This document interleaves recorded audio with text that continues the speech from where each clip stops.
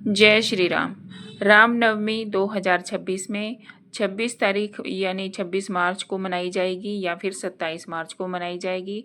किस दिन मनाई जाएगी रामनवमी, जाने इस वीडियो में। तिथि, शुभ मुहूर्त, महत्व और रामनवमी पर क्या करें क्या ना करें।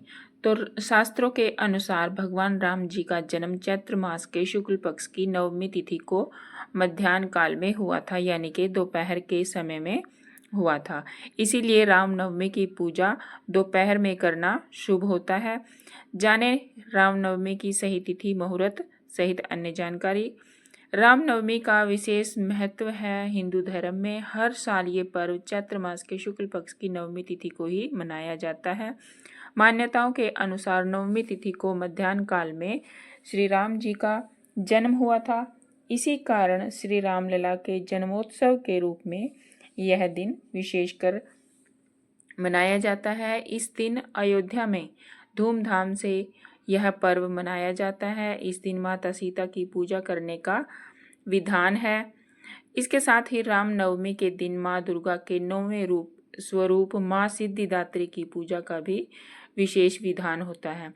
लेकिन इस बार 26 मार्च को 8वां स्वरूप माँ महागौरी के पूजा करने का विधान है। इस साल नवमी तिथि 2 दिन होने के कारण रामनवमी की तिथि को लेकर काफ़ी असमंजस की स्थिति बनी हुई है।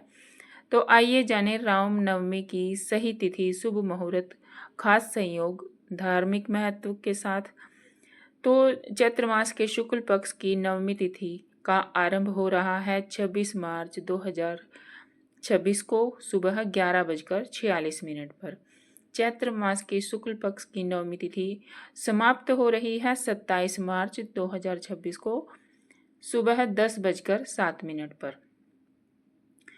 तो रामायण के अनुसार भगवान श्री राम जी का जन्म दोपहर के समय में हुआ था। ऐसे में 26 मार्च 2026 को रामनवमी करना बहुत ही लाभकारी होगा। इसके अलावा उदया तिथि के आधार पर 27 मार्च को 2026 को रामनवमी का पर्व मनाया जाएगा। तो अब प्रश्न यह है कि क्या 27 मार्च को भी है रामनवमी?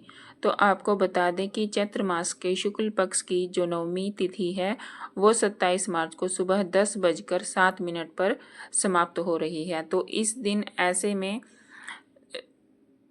रामनवमी 26 मार्च को मनाना काफ़ी शुभ रहेगा, क्योंकि इस दिन जो रामनवमी का मध्याह्न काल का मुहूर्त है वो 11:13 से लेकर 1:41 तक रहेगा। इस दिन मध्याह्न का क्षण दोपहर होगा 12:27 पर। तो ऐसे में रामनवमी 26 मार्च को ही मनाई जाएगी, क्योंकि नवमी तिथि 26 मार्च को ही मध्याह्न में रहेगी।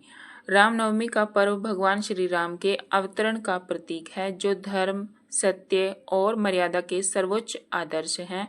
मान्यता है कि इस दिन विधि विधान से पूजा करने पर जीवन में सुख, शांति और समृद्धि का आगमन होता है। पौराणिक कथाओं के अनुसार भगवान विष्णु जी ने त्रेता युग में अधर्म के नाश और धर्म की पुनर्स्थापना के लिए श्री राम के रूप में अवतार लिया था। और ऐसा माना जाता है कि जब जब धरती पर अधर्म बढ़ता है तब तब भगवान अवतार लेते हैं। इसी कारण भगवान श्री राम जी ने रावण जैसे अत्याचारी का अंत किया था और धर्म की स्थापना की थी। तो रामनवमी के दिन उठकर सुबह जल्दी स्नान करें, घर के मंदिर को साफ करें, एक चौकी पर लाल कपड़ा बिछाकर भगवान श्री राम, माता सीता, लक्ष्मण और हनुमान जी की मूर्ति या फिर तस्वीर को स्थापित करें। गंगा जल छिड़कें, दीपक जलाएं, भगवान को फल, फूल, पंचामृत और प्रसाद अर्पित करें। साथ ही रामचरितमानस या फिर सुंदर कांड का पाठ करें, राम आरती गाएं, भजन करें, कीर्तन करें। और दोपहर 12 बजे का समय बहुत ही शुभ माना जाता है, क्योंकि इसी समय भगवान राम जी का जन्म हुआ था। कई भक्त इस दिन व्रत रखते हैं। व्रत में फलाहार या फिर सिर्फ पानी लेकर भी भक्ति करते हैं। पूरे दिन मन में भगवान श्री राम जी का नाम जपें। श्री राम जय जय राम, श्री राम जय जय राम। और प्राचीन समय में अयोध्या के राजा दशरथ को संतान नहीं थी, तब उन्होंने यज्ञ कराया, जिसके फलस्वरूप भगवान श्री राम जी का जन्म हुआ। भगवान श्री राम जी ने अपने जीवन में हर रिश्ते को निभाया, एक आदर्श पुत्र, आदर्श पति और आदर्श राजा बनकर दिखाया। इस दिन क्या करें क्या ना करें? गरीबों को दान करें, भजन कीर्तन करें, घर में शांति और सकारात्मकता बनाए रखें। झूठ बोलना, क्रोध करना और किसी का दिल दुखाना इस दिन बिल्कुल भी नहीं चाहिए। तो हम सभी ने मिलकर भगवान श्री राम जी के आदर्शों को अपने जीवन में अपनाने का संकल्प लेना चाहिए और साथ ही श्री राम जी का गायत्री मंत्र का उच्चारण करें।